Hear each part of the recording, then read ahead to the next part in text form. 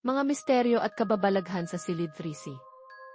Sa isang pampublikong high school sa Maynila, may silid-aralan na halos walang gustong gamitin, ang Silid 3C. Kahit anong linis o ayos ng guro, tila laging may alikabok sa sulok at malamig na simoy na nararamdaman kahit tanghaling tapat. Kilala ang kwento ng silid na ito bilang lugar ng trahedya.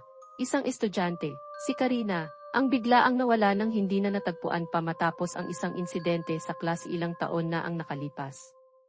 Si Karina ay matalino, ngunit laging binubuli ng kanyang mga kaklase.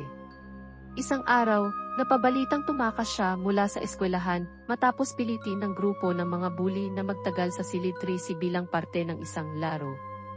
Kasabay ng pagkawala ni Karina ang siya namang simula ng mga kakaibang pangyayari sa silid na yun.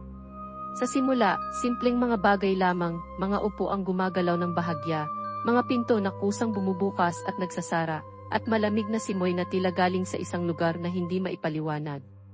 Ngunit habang lumilipas ang panahon, mas tumitindi ang mga kababalaghan. May mga estudyanteng nakaririnig ng bulong sa kanilang tenga, parang tinatawag ang kanilang pangalan. Ang iba, nakakakita ng refleksyon ng isang batang babae sa bintana kahit walang ibang tao sa silid. Ngunit ngayong taon, napilitang gamitin muli ang silid 3C dahil sa kakulangan ng espasyo. Napunta ito sa klase ni na Angela, isang matapang ngunit palaging curious na dalaga. Isang gabi, naiwan si Angela sa silid para tapusin ang kanyang proyekto.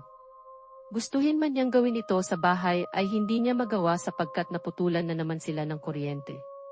Tahimik ang buong eskwelahan, ngunit napansin ni Angela na ang ilaw na nagmumula sa bombilya ay unti-unting nagdidilim na animoy na upos na kandila. Nagmadali siyang tapusin ang proyekto, ngunit habang sinusulat niya ang huling bahagi ng kanyang report, bigla niyang naramdaman ang malamig na simoy ng hangin na tila gumapang sa kanyang bato. Parang may huminga ng malalim sa kanyang tenga. Napalingon siya, ngunit walang tao. Tanging ang anino ng mga lamesa at upuan ang gumagalaw sa liwanag ng bombilya na parang may sariling buhay. Nang ibalik niya ang tingin sa mesa, natigilan siya. Ang mga papel na kanina'y maayos ay ngayoy nakakalat, at ang ballpen niyang hawak ay gumulong mag-isa at tumigil sa dulo ng mesa. Muli niyang naramdaman ang malamig na hangin, ngunit ngayon mas matindi.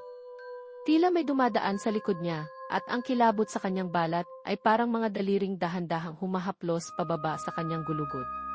Sinubukan niyang huwag tumingin, ngunit nang marinig niya ang isang mahina at basag na bulong mula sa likod, napilitan siyang lumingon. Angela, nandito ako. Walang tao, ngunit sa sulok ng silid ay parang may gumalaw na anino. Ang malamig na hangin ay lalong lumakas, bumalot sa kanya na parang mga kamay na hindi nakikita. Mas tumitindi ang lamig, at ang bawat tibok ng kanyang dibdib ay tila isang malakas na tambol na sumasabay sa nakakabinging katahimikan. Biglang nagsara ang pinto ng silid, tila may malakas na puwersang hinila ito mula sa loob. Dahan-dahang lumapit si Angela, nanginginig ang mga kamay habang inaabot ang doorknob. Ngunit bago pa niya ito marating, biglang may nakakakilabot na ingay siyang narinig, parang mga kuko na dahan-dahang humahagod sa pisara at yero. Ang tunog ay tumagal ng ilang segundo, tila may puwersang pilit siyang pinipigilan upang marating ang pintuan. Tumigil siya, nanginginig, habang unti-unting naririnig ang isang mabagal, basag na katok mula sa kabila ng pinto. Lumayo siya, ngunit biglang naramdaman niyang may humawak sa kanyang balikat. Lumingon siya, ngunit wala. Paglingon niya sa bintana ng pinto, nakita niya ang refleksyon ng isang babae, mahabang buhok, maputlang mukha na walang mga mata. Ang liit ng mundo, Angela, ani ng boses mula sa kawalan. Ang mga upuan sa klase ay biglang gumalaw, tila may sariling buhay, bumubuo ng isang bilog sa paligid niya. Sa gitna ng bilog, dahan-dahang lumitaw ang isang piraso ng papel mula sa hangin. Nanginginig niyang pinulot ito at nakita ang nakasulat. Bumalik ka, Angela. Hindi mo ako kayang takasan. Bigla niyang narinig ang malakas na yapak, na animoy nagmumula sa lahat ng sulok ng silid.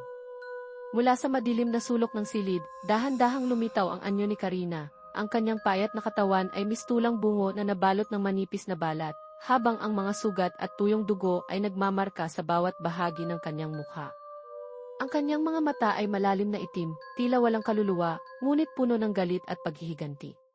Mabagal niyang itinaas ang kanyang nanginginig at dugo ang kamay, ang mga daliri tila mahahabang kuko ng isang halimaw. Sa bawat pag-angat nito, narinig ni Angela ang tunog ng mga buto na parang pinuputol na kahoy. At nang ang daliri ni Karina ay tuluyang umabot, diretso itong itinuro kay Angela, kasabay ng isang nakakapangilabot na bulong na parang galing sa kailaliman ng lupa. Ikaw ang susunod. Tumakbo si Angela papalabas ng silid, ngunit pagdating niya sa pintuan ay nakaharang na si Karina. Hindi ka na makalalabas pa muli rito, Angela. Isasama na kita sa kabilang buhay. Kinaumagahan, natagpuan si Angela ng guro at mga kaklase niya sa isang sulok ng silid-aralan, magaang mga mata at nakatitig sa kawalan habang paulit-ulit na nagsasabing, "Patawad, Karina."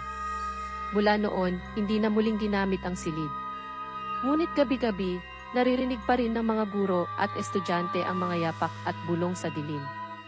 Ang mga ilaw at pintuan, minsan, ay nagbubukas ng mag-isa.